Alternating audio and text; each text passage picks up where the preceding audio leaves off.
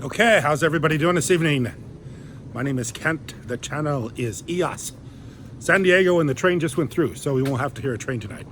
But anyway, I want to talk a little bit tonight about the move in Bitcoin here today.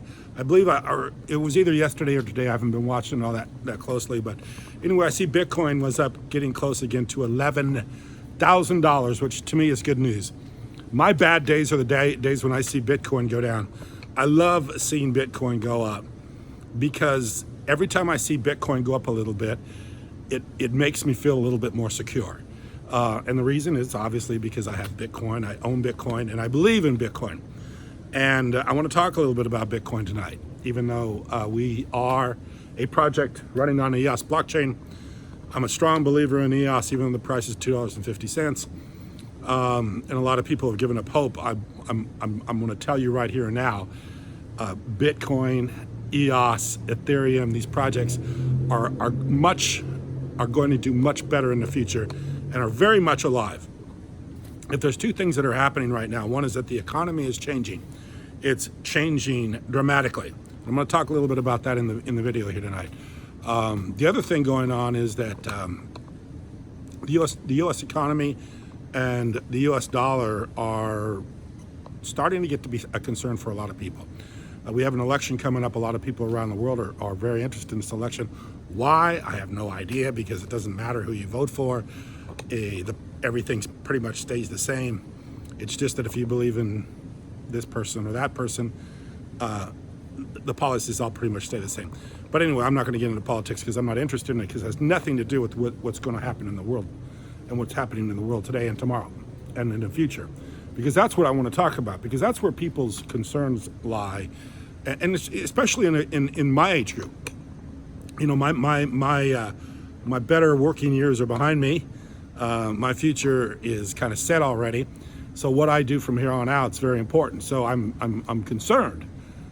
You know, and a lot of people. I saw this person this young guy by the name of Pomp, P-O-M-P, and I like people like this because he's very aggressive. He's into it, and it's like he's going to win the debate. So he gets people like Jim Cramer from, I believe he's on NBC, Mad Money. He's been around forever, way before the tech days, I believe.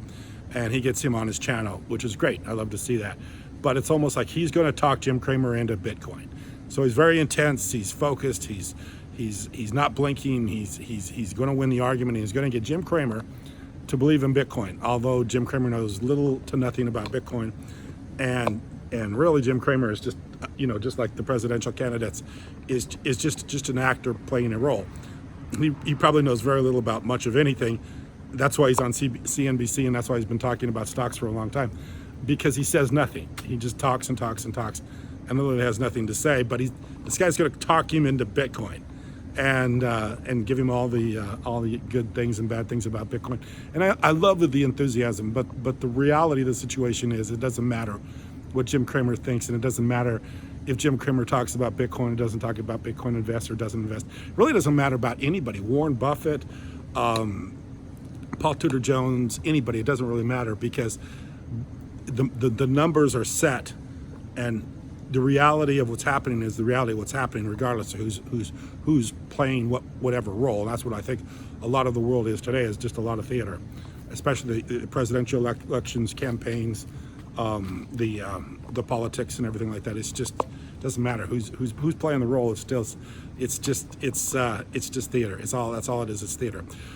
But what I want to talk about is I want to talk about why, you know, what's going on here, the big picture of what's going on here. The big picture of what's going on here is you have two major things that I believe that are very, very, very important for the future, especially people that are in my age group. The first is that you have the primary overall belief that the U.S. dollar probably is not going to enjoy reserve status as it has in the past, and much of the world's wealth has been generated through the United States, and simply because the United States has been in control of world currency, the U.S. dollar.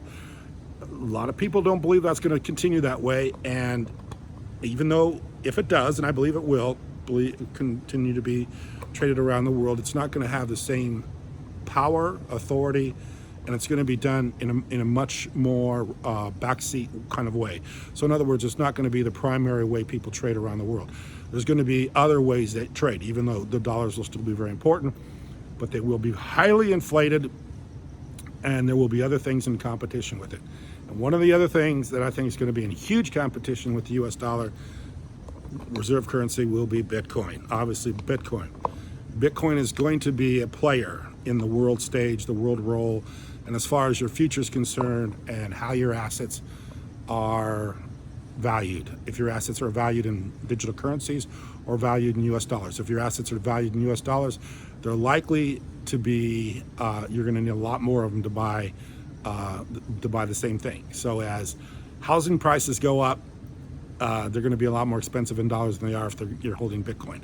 So that's why you want to be holding Bitcoin. And I do believe transactions, real estate transactions, all transactions in the future will include Bitcoin and other digital currencies, because digital currencies are definitely going to be the way things happen in the future. And you're already seeing that. I mean, you're going to see that a lot more, but you're going to see that regardless of what any of these people think or if they're players or not players. So if you're young or if you're my age, I believe one of the smartest things you can do is become a participant in Bitcoin, own some Bitcoin. It's the easiest way to hedge against inflation. Of course, the inflation is taking place right now by stimulus and all the things happening with COVID. And it's the easiest way to have some way of having some protection in the future and something to have to, so it doesn't get frittered away or just blown away with all this activity that's happening with the currencies and printing presses and stimulus and all the other things. Everybody's talking about this stuff, but they haven't actually seen the results of it. It takes a little bit of time for that to happen. The results are going to happen. They're going to happen swiftly, and it can happen in big increments. So we could go for a long period of time and not see anything going on in the digital market, and then we could see huge run-ups. And I think that's likely to happen in the very, very near future. So Bitcoin going up is very, very important. Hopefully it happens, keeps going when we hit the $12,000, $15,000 range, which is where we should be really, where I think we should be anyway. Whatever drove it down, I don't know, but whatever is driving it back up will hopefully happen very quickly. So yeah, if you're older, if you're looking for something to kind of keep yourself protected, I think Bitcoin's a pretty nice security blanket. I think the other thing that's going on, and I think people worry, and I think a lot of people worry about regulators and everything like that as far as Bitcoin is concerned. But I wouldn't go there right now, because I think at this point it's going to run alongside traditional systems. So you're going to have Bitcoin running alongside the US dollar. You're going to have Bitcoin running alongside the Chinese currencies or the Japanese currencies or the Russian currencies. It's going to be running alongside. It's all going to be part of the basket. But the digital currencies will be the ones that will hold their value the best, will make the greatest gains, and will give you the most power for whatever currency you're holding. So if you want to put it into Bitcoin, you're going to have more to work with than you will with anything else. As the fastest horse in the race, or whatever Paul Tudor Jones said, or however put it, fastest horse in the race will be Bitcoin, and it'll raise and hold its value quicker, faster than anything else. So that's why I think playing Bitcoin is always, if you want to know how my day's going, look at how Bitcoin's going, because that usually has a pretty good influence on how my day's going. The other thing I want to talk a little bit about tonight is I wanted to talk too about the fact that the economy is changing. Whoever ends up being president this next term is going to struggle to get people back to work, to get things going again. And I think that the digital currencies, the digital world is going to be a big, big player in this. And of course, I think that obviously cryptocurrencies are going to have job opportunities for more and more people. I mean, not everybody can work for Facebook. Not everybody can work for Google. Not everybody can work for other digital companies, Instagram or these other companies, or Amazon.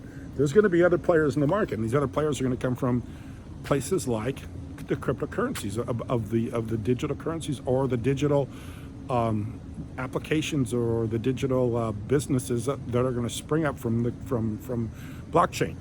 And I think that's going to be a big part of this new economy. So when people are telling me that they don't believe Bitcoin, or they don't believe in EOS, or they don't believe in Ethereum, I think a lot of things are going to spring up from this technology, because like I say, it's decentralized. It gives people an opportunity to build something digitally, to have it be worldwide, to be able to be used anywhere in the world, and create employment and opportunities for exchange. So I think this is going to be a big part of our economy in the future. I remember, I mean, I don't know how these businesses are even staying open today with this closing and shutting down and then reopening. In fact, I just saw a sign that was kind of funny a minute ago. It said we're open again, sort of. In fact, I should walk by it, but it's about a block away, which is kind of a funny take on, they're kind of making fun of what's going on here in California, which is we don't know if we're open, and we don't know for how long, but we are kind of sort of open right now, which they're hoping probably gets people to be interested in coming in, because they are kind of making fun of the situation. And I don't know how they're doing it. I mean, I don't know. I mean, this would drive me nuts if I was in business today, especially retail business along a main street like this. I mean, I was in the restaurant business, and I've told the story before. I had a time when somebody came into my business. It was a restaurant business, and it was actually just smoothies and pizzas and stuff like that. But somebody came into the business, and a girl had a seizure in the business. And of course, somebody called the EMTs, and of course the fire department showed up, and everybody, and they actually closed my business down for about an hour and a half, 2 hours, while they were working on her. She was fine. She didn't have a problem. In fact, they could have asked me, and I would have said, she comes in all the time.